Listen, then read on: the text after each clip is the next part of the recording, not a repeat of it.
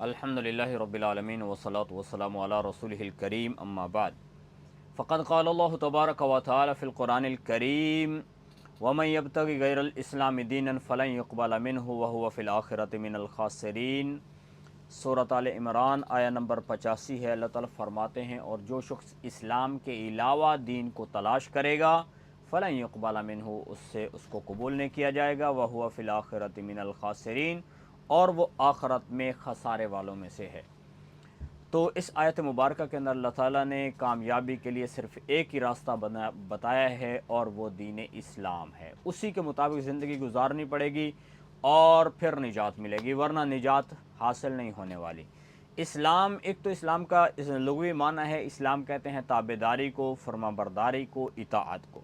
یعنی اللہ اور اس کے رسول کی بات کو ماننا، شریعت کی اصطلاح میں اسلام کہلاتا ہے۔ اور ابھی جو یعنی نبی پاک صلی اللہ علیہ وسلم کی تابع داری، اللہ کی طرف سے بتائے ہوئے احکامات کی تابع داری، اس کا نام اسلام ہے۔ اور اسلام ایک ایسا مذہب ہے کہ جتنے بھی انبیاء علیہم السلام تشریف دنیا کے اندر لاتے تھے، ہر ایک کے پاس جو دین تھا اس کا نام اسلام ہی تھا۔ اس لیے اس امت مسلمہ سے پہلے جتنے لوگ گزرے ہیں ان کو بھی امت مسلمہ کہا جا سکتا ہے، جیسے کہ ہوا سماکم المسلمین من قبل وفی ھذا۔ اب اس سے پہلے جو نبی دنیا کے اندر تشریف لاتا تھا، اس کے پاس اللہ کی طرف سے جو احکامات تھے اس کا نام اسلام ہوتا تھا۔ لوگوں کے لیے ضروری تھا کہ وہ اس کی تابع داری کریں، اور پھر اس کے بعد جب دوسرے نبی آتے تو پہلے شریعت کو منسوخ ہو جاتی ہے، دوسری شریعت آئی، یہ اسلام کہلاتی۔ اب اللہ کے نبی صلی اللہ علیہ وسلم آخری نبی ہیں، آپ کے بعد کسی نبی نے نہیں آنا، تو اب دین اسلام وہ ہے کہ اللہ کے نبی کے سنتیں، اللہ کے نبی صلی اللہ علیہ وسلم کی سیرت، اور اللہ جل شانہ کی ذات کی طرف سے جو احکامات ہمارے پاس موجود ہیں، ان کی تابع داری کرنا اب اسلام کہلائے گا۔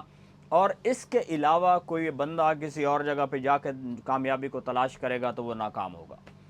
اور یہاں تک کہ پیارے نبی صلی اللہ علیہ وسلم نے فرمایا کہ اگر موسیٰ بھی آج زندہ ہوتے تو ان کے لیے بھی میری تابع داری کے علاوہ کوئی چارہ کار نہیں تھا۔ ان کے لیے بھی نجات تب تھی جب وہ میری اطاعت کرتے اور میرے اوپر ایمان لاتے۔ حضرت عیسیٰ علیہ السلام کے بارے میں بھی اللہ کے نبی نے یہی بتایا کہ وہ آخری قیامت کے قریب زمانے میں آئیں گے اور وہ میری شریعت کی ہی تابع داری کریں گے اور اسی کی نشر و اشاعت کریں گے۔ تو ابھی کامیابی کا جو مدار ہے، کامیابی کا جو ہمیں اللہ کی ذات نے راستہ دیا ہے، وہ صرف اور صرف دین اسلام ہے، اس کے علاوہ اور کامیابی کہیں بھی نہیں ہے۔ کیف یہدی اللہ قوما کفروا بعد ایمانہم وشہدوا ان الرسول حق وجاءہم البینات واللہ لا یہدی القوم الظالمین، آیہ نمبر 86 ہے۔ اللہ تعالیٰ فرماتے ہیں کیسے اللہ اس قوم کو ہدایت دے گا جنہوں نے کفر کیا ایمان لانے کے بعد، وشہدوا، اور گواہ ہوئے اس بات پر کہ بے شک رسول سچا ہے، اور ان کے پاس بینات، اللہ کی طرف سے دلائل بھی آ چکے ہیں، واللہ لا یہدی القوم الظالمین، اور اللہ ظالم قوم کو ہدایت نہیں دیتا۔ تو یہ ان لوگوں کا تذکرہ ہے کہ جو شیطان کے راستے پہ چل رہے تھے۔ اس آیت مبارکہ میں ان لوگوں کا تذکرہ ہے کہ جو یعنی گمراہی والے راستے پہ چل رہے تھے اور اس کو حق سمجھ رہے تھے، یعنی وہ مرتدین جو دین اسلام کو چھوڑ گئے اور انہوں نے کہا کہ یہ جو ہم غلط راستے پہ چل رہے ہیں، تو وہ کہنے لگے کہ یہ ہدایت ہے، اور ہم جو ہے نا وہ جو نبی پاک صلی اللہ علیہ وسلم کے بارے میں کہتے تھے کہ جو محمد نے ہمیں بتایا ہے، جو دین اسلام بتایا، ہم اس کو چھوڑ آئے اور ہم نے اس کو اختیار کر لیا، تو یہ ہم نے بہت اچھا کام کیا ہے، اور وہ کہتے تھے کہ یہ حق ہے، ہم اس کے اوپر چل رہے ہیں۔ تو ایسے بندے کو ہدایت نہیں ملتی، کیونکہ ایک بندہ جب غلطی کر رہا ہو، غلط راستے پر چل رہا ہے، گناہ کر رہا ہے اور اس کو گناہ سمجھ رہا ہے، غلط کرنے کو غلط سمجھ رہا ہے، تو وہ تو اس سے توبہ کر لے گا، اور اس کے لیے تو پھر کوئی نہ کوئی راستہ بنے گا کہ وہ ہدایت کے راستے پہ آ جائے۔ لیکن ایک بندہ غلط راستے کو اختیار کر کے کہتا ہے نہیں یہ ٹھیک ہے، برائی کر کے کہتا ہے نہیں میں اچھا کام کر رہا ہوں، تو اس کو ہدایت کیسے ملے گی؟ تو اللہ تعالیٰ نے یہاں پر انہی لوگوں کا تذکرہ کیا، خاص طور پر جیسے یہود و نصارہ تھے۔ اللہ کے نبی کے زمانے میں کچھ ایسے بدبخت بھی تھے اور مشرکین مکہ بھی، ان کے سامنے تھا کہ اللہ کے نبی سچے نبی ہیں، قرآن سچا ہے، اس کا مقابلہ نہیں کر سکتے، سب کچھ کو ہونے کے باوجود، جاننے کے باوجود، اور یہاں تک کہ زبان سے وہ کہا کرتے تھے کہ یہ سچے نبی ہیں، زبان سے کہتے تھے، آپس میں بیٹھ گئے اکیلے۔ اللہ کے نبی کی اطاعت سے گریز کرتے تھے، آپ کے اوپر ایمان نہیں لاتے تھے، ورنہ اکیلے بیٹھ کے مجلس میں تذکرے کرتے تھے کہ یہ تو نبی سچا ہے، قرآن سچا ہے۔ تو انہی لوگوں کا تذکرہ ہے کہ جو غلط راستے پہ چل کے اپنے آپ کو سچا سمجھ رہے ہیں تو ان کو اللہ ہدایت نہیں دیتا، یہ ظالم لوگ ہیں۔ اولئک جزاؤہم، اور ان لوگوں کی جزا کیا ہے، ان کو بدلہ کیا ملے گا، ان کی سزا کیا ہے؟ اولئک جزاؤہم ان علیہم لعنت اللہ والملائکۃ والناس اجمعین، یہی وہ لوگ ہیں کہ جن کے اوپر اللہ کی لعنت اور فرشتوں کی اور تمام لوگوں کی لعنت ہے، خالدین فیہا، اس میں ہمیشہ رہیں گے۔ اور لعنت کا مطلب ہوتا ہے اللہ کی رحمت سے دور، دنیا میں اللہ کی رحمت سے دور رہے، انہوں نے ظلم کمایا، گناہ کیے، آخرت میں بھی اللہ کی رحمت سے دوری کا مطلب ہے جہنم میں چلا جانا، اور اللہ کی رحمت سے دوری کا مطلب ہے وہ جہنم میں چلے جائیں گے اور وہ اسی لعنت میں ہمیشہ ہمیشہ کے لیے رہیں گے۔ لا یخفف عنہم العذاب، ان سے عذاب کو کم نہیں کیا جائے گا، ولا هم ینظرون، اور نہ ان کو ڈھیل دی جائے گی، مہلت دی جائے گی کہ وہ اس میں سے کبھی نکل پائیں، ہمیشہ ہمیشہ کے لیے اس میں چلے جائیں گے۔ کتنا بڑا خسارہ ہے اس انسان کا جو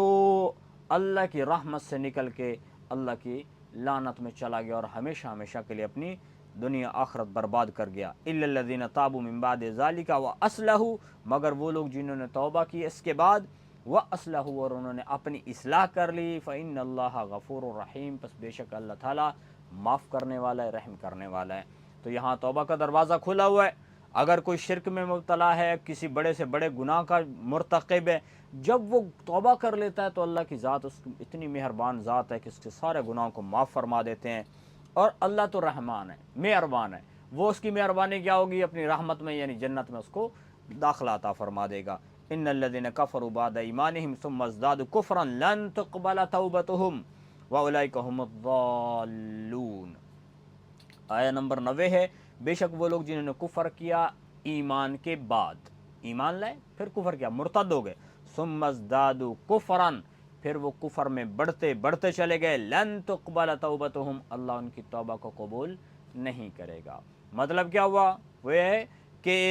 انہوں نے جب غلط راستے کو چنا ہے، کفر کے راستے کو چنا، پھر اسی کفر میں بڑھتے گئے، اسلام کے خلاف سازشیں کرتے رہے، اللہ کے نبی کے خلاف سازشیں میں مصروف رہے اور کفر کے اندر مبتلا رہے، کفر میں پڑے رہے، تو ان کی توبہ کیسے قبول؟ ہرگز قبول نہیں ہوگی، کیونکہ ان کو توبہ کی توفیق ملے گی نہیں۔ توفیق ملنے کا مطلب یہ ہے کہ انہوں نے توبہ کرنی ہی نہیں ہے۔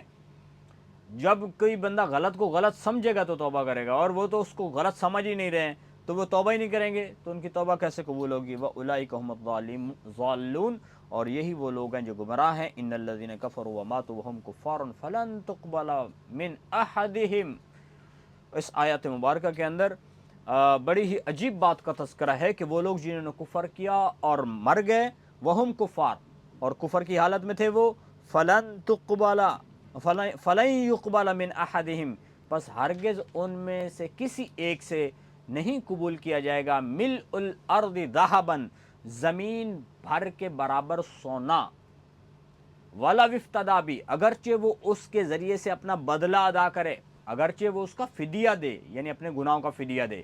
قیامت کے دن ایسے لوگ کہ جنہوں نے دنیا کے اندر کفر کیا، کفر پہ مر گئے، ایمان ان کو نصیب نہیں ہوا، تو اب یہ قیامت کے دن آئیں اور اپنے اس جرم کے بدلے میں وہ زمین جتنی ہے، اتنا دھرتی کے برابر بھرا ہوا سونا ہو، اتنا ان کے پاس سونا ہو، اور وہ اپنے اس گناہوں کا بدلے میں دے دیں کہ اے اللہ یہ ہم اپن فدیہ دیتے ہیں، ہماری جان بخشی جائے، تو اللہ تعالیٰ قبول نہیں کریں گے۔ اولئک لہم عذاب علیم ولہم من الناصرین، اور یہی وہ لوگ ہیں کہ ان کے لیے دردناک عذاب ہے اور ان کی مدد نہیں کی جائے گی۔ تو اللہ تعالیٰ نے دنیا کے اندر تو موقع دیا، جب بھی کوئی گناہ ہوا اللہ کے سامنے آ جاؤ، تو جو اللہ سے توبہ کرتا ہے وہ ایسے ہے کہ جیسے اس نے گناہ کیے ہی نہیں، اللہ معاف فرما دیتے ہیں۔ ایک بندے نے کفر کیا تھا، 90 سال 99 سال زندگی کے، مثلا 100 سال اس میں سے ساری زندگی پچھلی جو ہے اس نے کفر میں گزار دی ہے، اس نے ایک مرتبہ پڑھا لا الہ الا اللہ محمد رسول اللہ، اسلام میں داخل ہوا، سارے گناہ ختم، اور مر گیا تو وہ سیدھا جنت میں چلا جائے گا۔ اللہ تعالیٰ اتنے مہربان ہے۔ لیکن توبہ تو کوئی کرے، تو جو توبہ نہیں کرے گا، کفر کی حالت میں مر جائے گا، تو وہاں تو چاہے وہ جتنے بڑا خزانہ اپنے صدقہ کرنا چاہے اور جان بچائے نہیں بچ سکتی، اور یہاں پر دنیا کے اندر رہتے ہوئے اللہ کے نبی صلی اللہ علیہ وسلم کی حدیث مبارکہ جس کا مفہوم ہے آپ نے فرمایا اپنی جان کو بچا لو، اگرچہ ایک کھجور صدقہ کر کے بھی، کھجور کی گٹھلی کے برابر ایک بندہ کچھ صدقہ کرتا ہے، ایک کھجور صدقہ کر دیا، تو اللہ تعالیٰ اسی کے اوپر مہربان ہو جائے، اسی کو قبول کر دیں، اس کی برکت سے اس کو جنت میں بھیج دیں۔ اللہ کی رحمت سے کوئی چیز بعید نہیں ہے، اللہ تعالیٰ بہت مہربان ہے۔ لن تنالوا البر حتى تنفقوا مما تحبون وما تنفقوا من شيء فإن الله به علیم۔ یہ پارہ نمبر 4 ہے، یہاں سے پارہ نمبر 4 ابتدا ہو رہی ہے، اور سورۃ آل عمران کی آیت نمبر 92 ہے۔ اللہ تعالیٰ فرماتے ہیں لن تنالوا البر، ہرگز تم نیکی کو نہیں پہنچ سکتے یہاں تک کہ خرچ کرو تم مما تحبون، اس میں سے جو تم پسند کرتے ہو، وما تنفقوا من شیء، اور جو تم کوئی چیز بھی خرچ کرتے ہو، فإن اللہ بہ علیم، بے شک اللہ اس کو جاننے والا ہے۔ تو صحابہ کرام رضوان اللہ علیہم اجمعین چونکہ اس آیت کے سب سے اولین مخاطب تھے، ان کو یہ یعنی قرآن سنایا جا رہا تھا، تو جب ان کو پتہ چلا کہ نیکی کے اعلیٰ درجے پہ پہنچنے کے لیے، کامل نیکی کا ثواب حاصل کرنے کے لیے، نیکی کے کامل درجے کو پہنچنے کے لیے، اللہ کی رضا کے حصول کے لیے ہمیں اس چیز کو خرچ کرنا پڑے گا جس کو ہم بہت زیادہ پسند کرتے ہیں، سب سے زیادہ پسند کرتے ہیں۔ تو چنانچہ جب یہ آیت مبارکہ نازل ہوئی، صحابہ کرام رضوان اللہ علیہم اجمعین نے سنی، تو ہر ایک نے پھر سوچا کہ میری سب سے زیادہ پسندیدہ کیا چیز ہے۔ ہر ایک صحابی اپنی پسندیدہ چیز لا کے اللہ کے نبی کی خدمت میں پیش کر رہا تھا اور خرچ کر رہا تھا۔ ان میں سے حضرت ابو طلحہ بھی ہیں رضی اللہ تعالی عنہ، تو وہ اللہ کے نبی کی خدمت میں حاضر ہوئے، اور مسجد نبوی کے بالکل سامنے ہی ان کا ایک باغ تھا جس کا پانی بڑا میٹھا تھا، اور اس کا بڑا سرسبز و شاداب باغ تھا، اور حضرت ابو طلحہ رضی اللہ تعالیٰ عنہ کو اپنی تمام پراپرٹیز اور چیزوں میں سب سے زیادہ وہ پسند تھا، اور اس میں ایک کنواں تھا جس کا نام بیرحا تھا۔ اللہ کے نبی صلی اللہ علیہ وسلم کبھی کبھی تشریف لے جاتے اور وہاں جا کر اس میں سے پانی پیتے، تو اللہ کے نبی صلی اللہ علیہ وسلم کی خدمت میں حضرت ابو طلحہ حاضر ہوئے، یا رسول اللہ یہ حاضر خدمت ہے، اس کو آپ اللہ کے نام پہ خرچ کر دیں۔ تو نبی پاک صلی اللہ علیہ وسلم نے فرمایا کہ یہ آپ کا یہ صدقہ قبول ہے، اور آپ جائیں اور اپنے عزیز و اقارب میں، رشتہ داروں میں اس کو خرچ کر دیں۔ تو چنانچہ اللہ کے نبی صلی اللہ علیہ وسلم کے حکم پر وہ گئے اور اپنے چچا زاد بھائیوں کو اور دوسرے جو رشتہ دار تھے ان کے اوپر اس کو تقسیم کر دیا۔ تو ایک ہے صدقہ کرنا، وہ تو کہیں بھی ہم کر سکتے ہیں، اس کا اجر ملے گا، لیکن ضرورت مند جب اپنے عزیز و اقارب ہیں، رشتہ دار ہیں، وہ زیادہ ضرورت مند ہیں، تو ان کے اوپر خرچ کرنے میں دگنا اجر ہے۔ ایک تو یہ ہے کہ اس کا ثواب ملے گا خرچ کرنے کا، اور دوسرا رشتہ داروں کے ساتھ حسن سلوک کا اجر ملے گا، تو اللہ تعالیٰ اس میں دگنا اجر عطا فرمائیں گے۔ اور ایسے ہی حضرت زید بن حارثہ رضی اللہ تعالیٰ عنہ اللہ کے نبی کی خدمت میں حاضر ہوئے، ایک گھوڑا لے کر حاضر ہوئے، یا رسول اللہ یہ سب سے زیادہ مجھے پسند ہے، محبوب ہے، میں اس کو صدقہ کرتا ہوں۔ اللہ کے نبی صلی اللہ علیہ وسلم نے قبول فرمایا، اور پھر ان کے بیٹے حضرت اسامہ کو دے دیا۔ تو حضرت زید بن حارثہ رضی اللہ تعالیٰ عنہ کے دل میں آیا کہ میں نے صدقہ کیا تھا اور وہ صدقہ تو ہمارے گھر میں واپس لوٹ آیا۔ تو جب اللہ کے نبی صلی اللہ علیہ وسلم نے دیکھا تو آپ نے فرمایا کہ زید تمہارے اس صدقے کو اللہ نے قبول کر لیا، تو صدقہ قبول ہو چکا ہے۔ تو صحابہ کرام رضوان اللہ علیہ مجمعین نے ایسے ہی اللہ کے نام پہ خرچ کیا ہے، اور اللہ کے نام پہ خرچ کرنا بہت بڑی عبادت ہے، اور اس کا یعنی اللہ تعالیٰ بہت اجر عطا فرماتے ہیں۔ جو لوگ اللہ کے نام پہ خرچ کریں گے تو ان کو تو دنیا کے اندر بھی اللہ تعالیٰ اس کا بدلہ دے گا کہ ان کے رزق میں برکت آئے گی، اور آخرت میں بھی ان کا بدلہ ملنے والا ہے۔ اور پھر اس میں جو جمہور علماء کا فتویٰ ہے اس آیت کے حوالے سے، وہ فرماتے ہیں کہ اس میں تمام قسم کے صدقات داخل ہیں، چاہے وہ صدقات واجبہ ہوں چاہے صدقات نافلہ ہوں۔ واجبہ کا مطلب یہ ہے کہ جیسے کسی کے اوپر زکوٰۃ فرض ہے، اب اس کے اوپر ذمہ ہے کہ وہ زکوٰۃ ادا کرے، تو جب وہ زکوٰۃ ادا کرتے ہوئے اچھا سے اچھا مال اللہ کے نام پہ خرچ کرے گا تو وہ نیکی کے کامل درجے کو پا لے گا۔ ایسے ہی ایک بندہ اگر نفلی صدقہ کرنا چاہتا ہے تو اپنے مال میں سے بہترین مال صدقہ کرے گا تو اس کا اجر ملے گا، لیکن اس کا ہرگز یہ مطلب نہیں ہے کہ صرف اسی کے اوپر اجر ملے گا جو سب سے قیمتی چیز ہے۔ ہاں، ایک بندہ جو ہے اس کو وہ اگر صدقہ کرتے ہوئے اچھی سے اچھی چیز بھی خرچ کرتا ہے، اور کبھی کم پیسے کی کم کوالٹی کی چیز بھی اللہ کے نام پہ صدقہ کر دیتا ہے، تو اس کا بھی اس کو اجر ضرور ملے گا۔ اور اللہ تعالیٰ نے ایمان والوں کو اس کی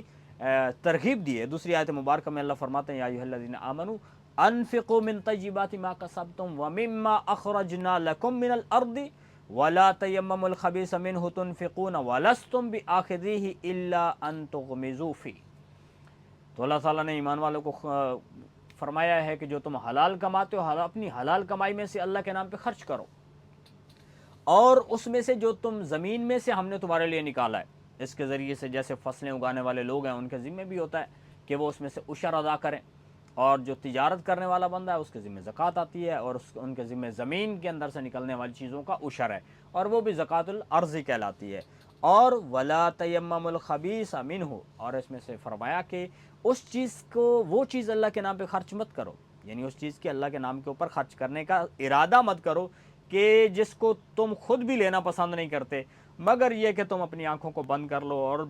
ऐसे दिल ना भी कर रहा हो तो उसको दूसरे का दिल रखने के लिए अपने यानी उसका हदिया कबूल कर लो। तो इसलिए जो अल्लाह के नाम पे खर्च किया जाए उस चीज़ को खर्च करना चाहिए जो बेहतरीन से बेहतरीन चीज़ है। अल्लाह ताला इसका अजर अता फरमाएंगे। और फिर जो आला दर्जे जिन लोगों के पास पैसा है वो माल को खर्च करते हैं, और जो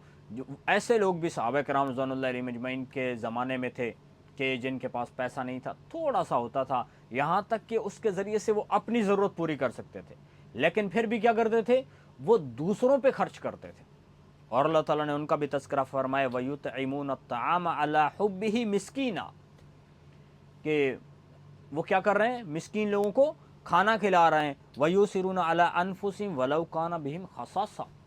खुद ज़रूरतमंद हैं लेकिन उसके बावजूद वो थोड़ा सा माल भी उनके पास है उसको भी अल्लाह के नाम पे खर्च कर रहे हैं। तो अल्लाह के नाम पे खर्च करना बहुत बड़ा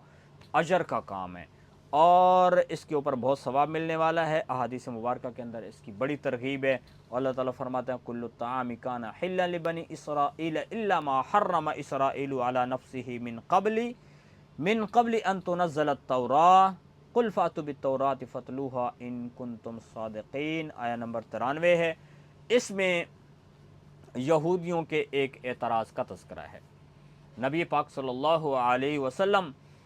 उनको दावत दे रहे थे और उनको इस्लाम की तरफ बुला रहे थे, और आप सल्लल्लाहु अलैहि वसल्लम ने जहाँ पे और बहुत सारी हलाल चीज़ों का तज़किरा किया, वहाँ पे ऊँट के गोश्त को भी अल्लाह के नबी सल्लल्लाहु अलैहि वसल्लम ने हलाल करार दिया, क्योंकि अल्लाह की ज़ात ने उसको हलाल करार दिया है। तो यहूदियों ने जब ये बात सुनी, और नबी पाक सल्लल्लाहु अलैहि वसल्लम फरमाया करते थे कि हम जो है मिल्लत इब्राहीमी पर चल रहे हैं, और वो लोग इसके दावादार थे यहूदी। तो यहूदियों ने अल्लाह के नबी सल्लल्लाहु अलैहि वसल्लम से सवाल किया कि आप कहते हैं कि हम तो मिल्लत इब्राहीमी के मुताबिक ही चलने वाले लोग हैं, तो मिल्लत इब्राहीमी में तो ऊँट का गोश्त खाना जायज़ ही नहीं है, वो तो हराम था, तो आप कैसे इसको हलाल कर देते हैं, और दूध पीना जो है वो भी हराम उन्होंने किया हुआ था, आप इसको हलाल कहते हैं। तो जब यहूदियों ने ये एतराज़ किया तो उसके ऊपर ये आयत मुबारक नाज़िल हुई। अल्लाह ताला ने फरमाया कि इसराइल, बनी इसराइल के ऊपर बहुत सब चीज़ें हलाल थीं सिवाय इसके कि जो उन्होंने अपने ऊपर ख़ुद हराम की। तो इसराइल जो है हज़रत याकूब अलैहिस्सलातु वस्सलाम जो हैं उनका लक़ब है, जिसका माना है अब्दुल्ला, यानी अल्लाह का बंदा। तो उनको कोई शरई उज़र पेश आ गया था, उनकी तबीयत अच्छी नहीं थी, तो उसकी वजह से उन्होंने अल्लाह की ज़ात से नज़र मानी थी कि अगर ये जो मुझे बीमारी लगी है ये मुझसे दूर हो जाए तो मैं जो मेरी पसंदीदा ग़िज़ा है जिसको मैं बहुत ज़्यादा पसंद करता हूँ उसको मैं छोड़ दूँगा। तो इसके ऊपर जो है वो अपनी जब उस बीमारी से ठीक हुए तो उन्होंने ये काम कर दिया कि ऊँट को अपने ऊपर हराम करार दे दिया कि मैं इसको अब आइंदा के लिए नहीं खाऊँगा और दूध नहीं पीऊँगा। तो इसके ऊपर जो है ये आयत मुबारक में अल्लाह ताला ने ये बताया है कि वो तो इसराइल ने ख़ुद ही अपने ऊपर हराम किया था, अल्लाह की ज़ात की तरफ से हराम नहीं था। तो फिर और उनके यानी उनकी शरीयत में पहले हलाल था। तो हज़रत इब्राहीम अलैहिस्सलाम तो उनके अब्बा जी हैं, उनके ऊपर तो उससे पे यानी उनके दादाजी लगते हैं, क्योंकि ये हज़रत इसहाक़ के बेटे हैं और हज़रत इसहाक़ हज़रत इब्राहीम के बेटे हैं। तो इस तरह से इनकी जो एतराज़ था उसका जवाब दिया गया कि ऐसा तुम्हारा ये बात करना कि बनी इसराइल में ये ऊँट का गोश्त बिल्कुल हराम था, ये अल्लाह की ज़ात के ऊपर इफ्तिरा है। अल्लाह की ज़ात ने उनके ऊपर हराम नहीं किया था, बल्कि मिल्लत इब्राहीमी में ये सारी चीज़ें हलाल थीं। और साथ ही फरमाया कि कुल्लु ताअम काना हिल्लन लिबनी इसराइल, हर खाना हलाल था बनी इसराइल के लिए, मगर वो जो उसने इसराइल ने अपने ऊपर ख़ुद हराम किया تورات کے نازل ہونے سے پہلے۔ قل فاتو، تو اللہ کے نبی صلی اللہ علیہ وسلم نے فرمایا کہ اگر تم لوگ یہ کہتے ہو کہ یہ پہلے سے بنی یعنی ملت ابراہیمی میں یہ حرام تھا، تو بتاؤ۔ قل فاتوا بالتورات، تورات کو لے آؤ، فتلوہا ان کنتم صادقین، اگر تم سچی ہو تو اس کو پڑھ کے بتاؤ کہ کہاں لکھا ہوا ہے کہ بنی اسرائیل کے اوپر گوشت حرام تھا اونٹ کا۔ تو ان کے پاس کوئی دلیل تو تھی نہیں، وہ اپنی طرف سے باتیں کر رہے تھے۔ فمن افترى علی اللہ الکذب من بعد ذلک فاولئک هم الظالمون، اور فرمایا وہ شخص جو اللہ کے اوپر جھوٹ باندھتا ہے، جس نے اللہ کے اوپر جھوٹ باندھا، من بعد ذالک، اس کے بعد، یعنی جب اس کو پتہ بھی چل گیا کہ ایسی بات نہیں ہے پھر بھی وہ یہی بات کرتا ہے، تو فاولئک هم الظالمون، تو وہ ظالم ہے۔ قل صدق اللہ، اے میرے نبی آپ فرما دیجئے اللہ نے سچ فرمایا ہے۔ فاتبعوا ملت ابراہیم حنیفہ، پس تم ملت ابراہیم کی تابعداری کرو، وہ ابراہیم جو یکسو تھے، یعنی اللہ کی طرف ہی ان کا دھیان تھا، ان کا دھیان اور کسی طرف نہیں تھا، یعنی وہ موحد تھے۔ یہ جو بعد میں بنی اسرائیل نے جو بتوں کی پوجا شروع کر دی تھی، یعنی بچھڑے کی پوجا کر دی، تو وہ تو خود کرنے والے تھے۔ حضرت ابراہیم علیہ الصلوۃ والسلام وما کان من المشرکین، وہ مشرک نہیں تھے۔ تو ان آیات مبارکہ کے اندر اللہ تعالیٰ نے بنی اسرائیل